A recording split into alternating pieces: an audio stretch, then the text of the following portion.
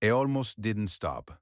That was the thing James Whitfield would come back to later, when he was trying to make sense of how a Tuesday evening in November could become the hinge on which the rest of his life turned. It almost didn't stop. He was in the back of the car, phone in hand, a dinner reservation to get to, a message from his CFO that required a response before morning. And the traffic light at the corner of Alderman Street had only just turned red when he looked up. Not because anything pulled his attention, but because his eyes needed somewhere to go that wasn't a screen.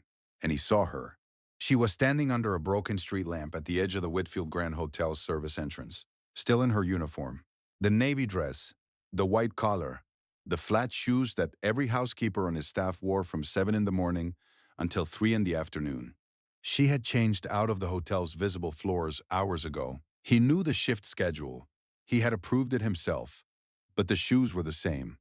She hadn't gone home to change, or she had gone and come back, or she had never gone at all.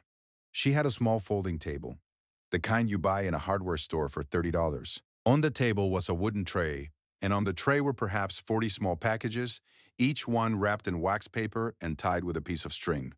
And she was selling them. To the people who passed the corner of Alderman Street at 6:15 on a Tuesday, the man with the hard hat, the woman pulling the shopping cart, the two teenagers who stopped and pointed and dug coins from their jacket pockets. She served each person with the same unhurried attention. She made change from a small tin she kept to the left of the tray.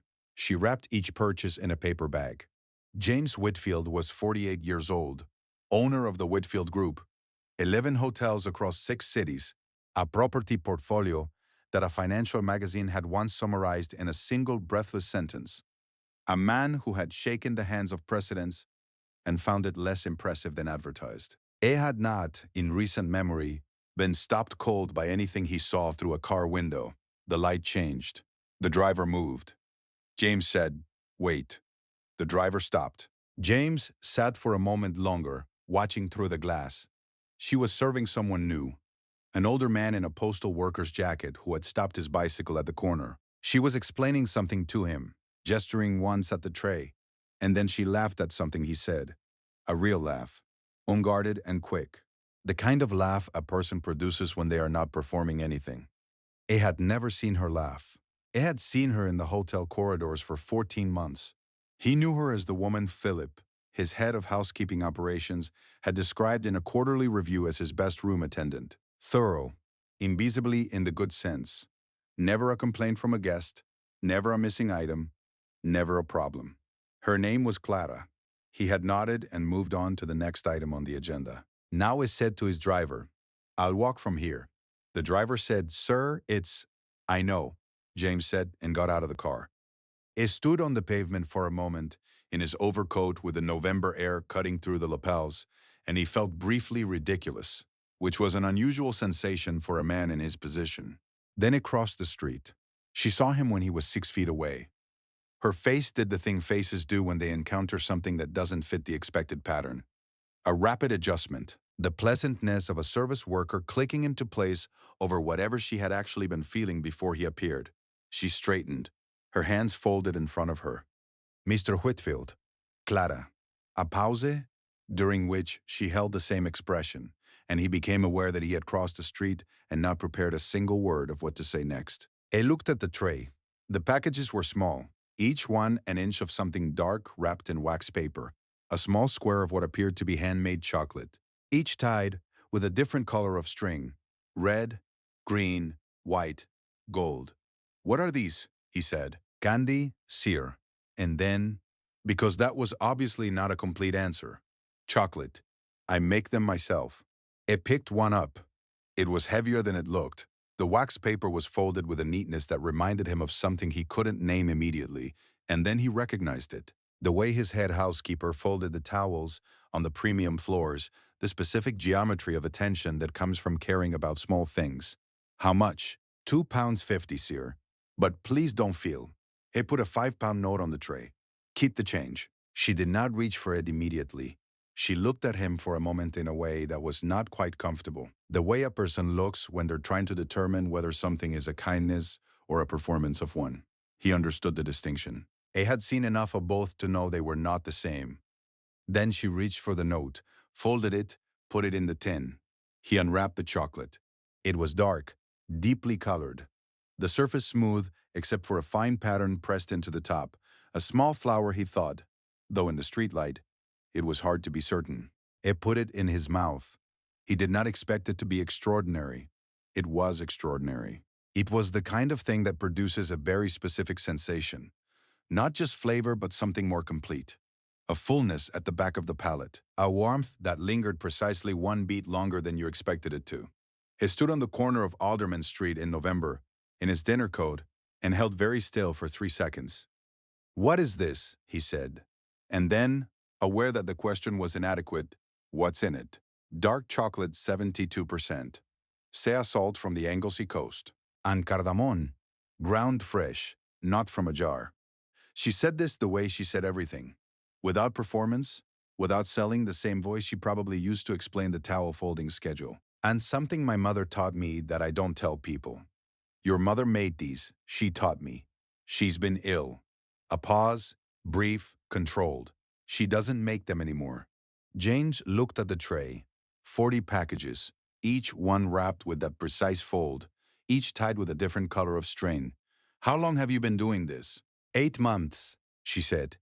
"I come after my shift. Tuesday and Thursday, sometimes Saturday if the weather's reasonable." He thought about the math. A hotel housekeeper's shift ends at 3 in the afternoon. She had been standing on this corner, still in the shoes she'd worn all day cleaning rooms. 2 evenings a week for 8 months. 40 packages at $2.50 each. £100 on a good evening. £100. That had to be the entire margin between something and something else. And he did not yet know what that something was, but he understood the shape of it. A sighed. "You've been working both jobs and not telling anyone at the hotel." It was not a question. Her expression acknowledged that. "Nothing in my contract prohibits secondary employment," she said evenly. I looked. "I know it doesn't. I'm not on hotel time when I'm here. I'm on my own time." "I know that too." She watched him carefully.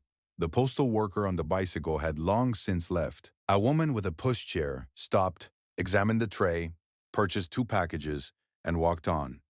Clara served her without looking away from James, her hands moving from habit. He sighed. "Can I ask you something personal?" She considered this for a moment. "You can ask. Why here? Specifically this corner?" She was quiet for 3 seconds, long enough that he thought she might not answer. "My mother lives 4 streets over," she said. "When I finish here, I go to her. I bring her whatever doesn't sell, and I sit with her for an hour before I go home. This way the time is efficient. Efficient." It turned the word over. A woman who cleaned hotel rooms for 8 hours and then stood on a street corner in November to make enough money to… What? He still didn't have the whole picture, and the incompleteness of it was doing something to him he didn't particularly want to examine in the middle of a pavement. "She's ill," he said, returning to what she'd mentioned. "Your mother. She has been for 2 years. Is she being looked after?" Clara looked at him. Her chin lifted just slightly. "I look after her." He heard the full meaning of that. Not a visiting nurse. Not a facility. Her. In addition to the hotel rooms and the Tuesday and Thursday corners, and the wax paper and the folding, he sighed. "I'd like to buy the rest." She blinked. It was the first time in the conversation she had looked genuinely surprised. The rest. The rest of the try. "How many are left?" She counted without touching them. 26. £65. He reached into his inside pocket. She put her hand up, not urgently but firmly. "Mr. Whitfield." Her voice was very even. "I appreciate it. But charity wrapped in a purchase is still charity, and I'd rather… I'm not buying them for charity." He stopped. She waited. He said, "I'm buying them because I want to know if what I just tasted was an accident, or whether you can make that reliably. And if it's reliable, then I want to have a conversation that has nothing to do with tonight's transaction. But that conversation can wait until tomorrow. Right now I want to buy 26 pieces of chocolate so you can go and sit with your mother." She held his gaze for a moment. Then she began to wrap the remaining packages.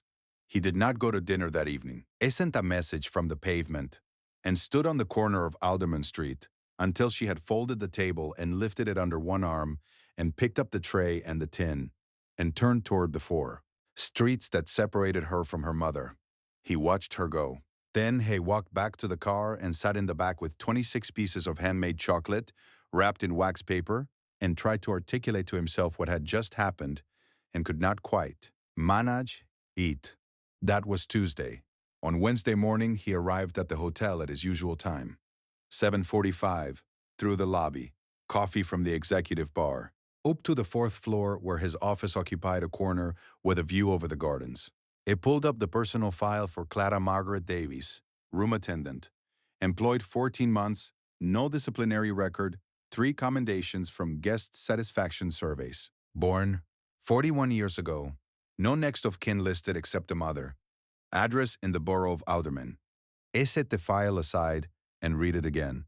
He called Philip into his office at 9.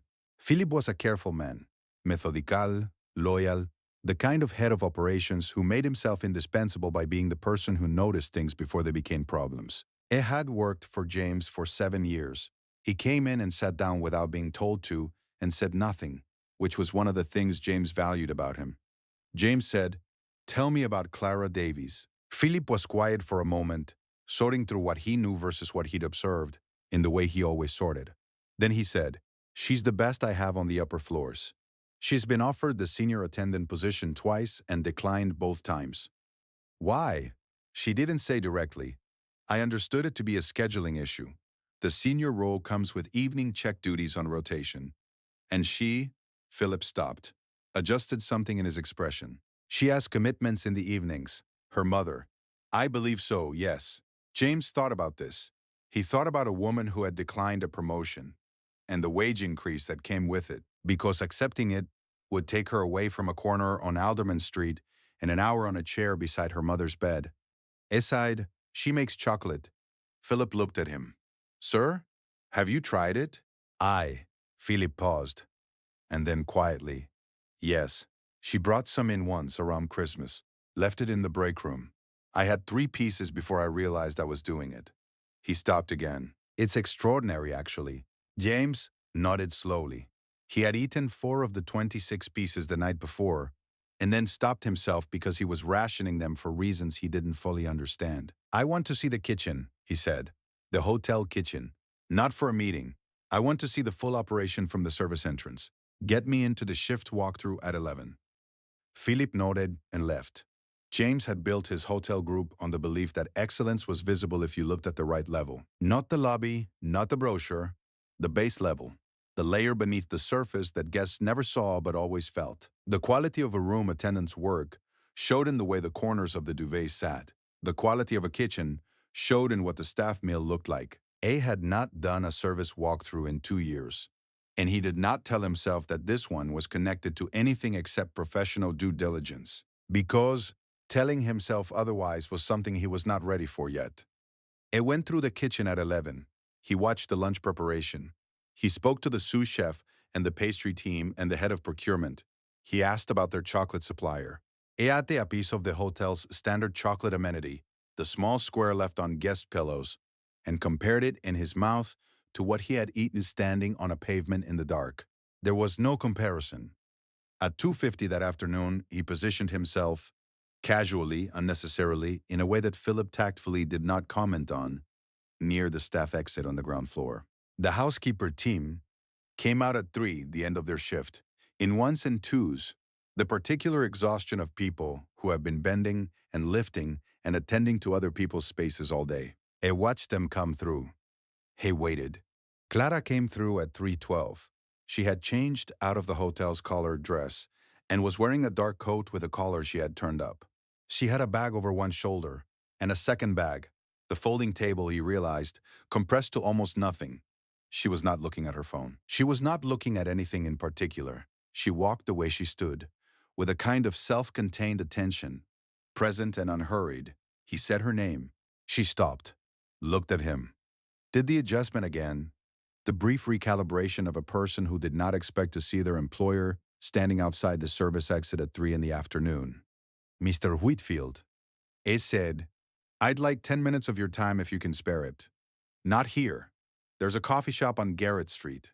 It's quiet at this hour. She looked at him for a long moment. He had the feeling, again, that she was determining what kind of thing this was. I have time, she said. The coffee shop on Garrett Street was the kind of place that James had walked past many times without entering, because his life did not generally include places without table service and a reservations list. It had 3 small tables and a counter, and a woman behind the counter, who appeared to be the owner and who greeted Clara by name and brought her the things she usually had without being asked. Tea, strong, with the milk already in. James ordered the same. He sat across from her and said what he had worked out over the last 18 hours, which was this. He wanted to offer her a trial. 6 weeks. She would continue her room attendant work at full pay. But in addition, 1 afternoon a week in the hotel's kitchen, working with their pastry team, making her chocolates in volume using the hotel's equipment, and sourcing. It would take a portion of the output for the hotel's amenity program. Guests on the premium floors, the restaurant's petit four selection, the concierge gifting tier. It would pay her separately for that output. Whatever she made beyond the hotel's order was hers to sell as she saw fit.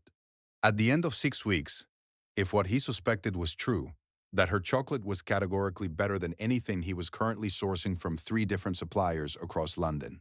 It wanted to have a different conversation, one that involved a formal arrangement, a brand, and a figure that was not what she was currently earning. It told her the number, the trial payment number. She did not react the way people sometimes react to numbers, with a sharp intake that gives away what they were expecting. She looked at the table for a moment and then looked back at him. Why? She said. He was not sure which part of the question she was asking, so he answered the whole thing. Because what you made is the best thing I've eaten from my own hotel's address in 5 years, and I didn't make it. You did, in a residential kitchen, presumably with domestic equipment, and you've been doing it in the hours between one job and sitting with your mother, and the fact that no one knows about it yet is a market failure I would like to correct. She was quiet. That's the commercial reason, he said. There's also a simpler one.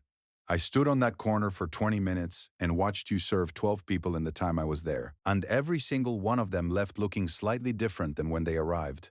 That's not nothing. That's actually quite difficult to manufacture. She looked at him with an expression he couldn't read precisely, but thought might be the face of a person who had been careful and self-contained for so long that being seen clearly by someone felt slightly like being touched without warning. She said, My mother's care schedule. I can't change the evenings. Nothing about the evenings changes. And if the 6 weeks doesn't produce what you think it will, then we shake hands and I stop bothering you and you continue exactly as you were. She was quiet for a long time, long enough that the owner came over and refilled their tea without being asked. Then Clara said, One condition. He waited. The recipe stays mine. I'll produce for the hotel. I'll train whoever needs training. But the formulation is not in any contract. He thought about it for exactly 4 seconds. Agreed, she nodded. Once. The kind of nod that means something has been decided. What happened in the 6 weeks that followed was the kind of thing that is difficult to describe to people who believe that exceptional talent is always visible and always rewarded. Because it isn't always, and the story of why it isn't is usually quieter and harder and more ordinary than people want to hear. But before the 6 weeks, there was the Thursday, the day after the coffee shop on Garrett Street, the day before Clara was due to begin her first kitchen session. James found himself at 5:15 in the evening, doing something he could not quite justify to any of his executives, which was walking 4 streets east of the Alderman Street corner and sitting in his car and watching. He did not understand why he was doing it, and did not try very hard to find out.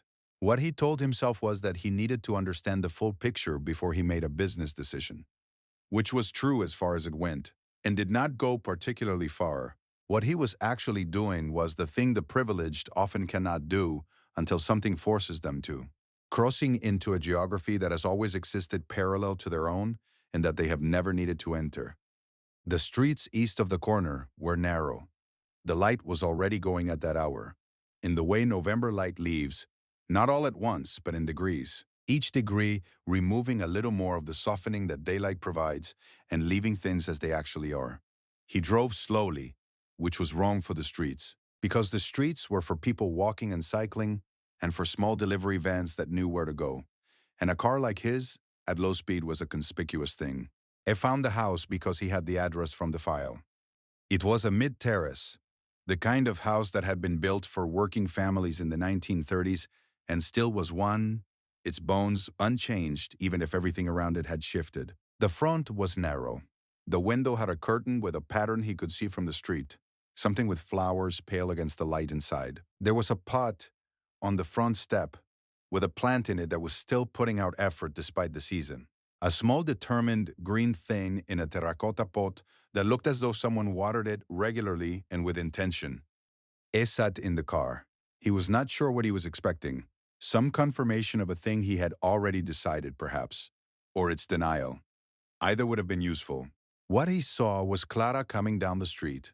She was carrying the folding table under one arm and the tray under the other, and the tin in her coat pocket. And she was also somehow carrying a bag of groceries without appearing to struggle with any of it. Because she was a woman who had been carrying multiple things simultaneously for a long time, and her body had organized itself around that fact. She stopped at the front step.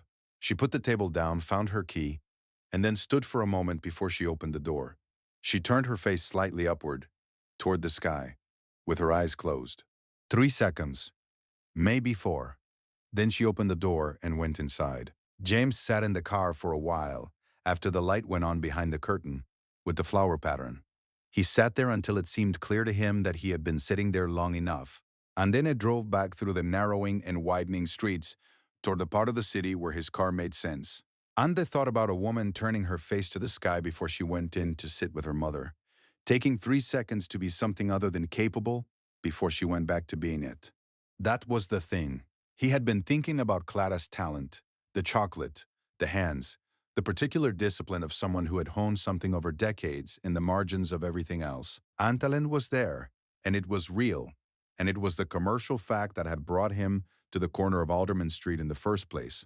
But talent was not the thing he kept returning to. The thing he kept returning to was the efficiency of it.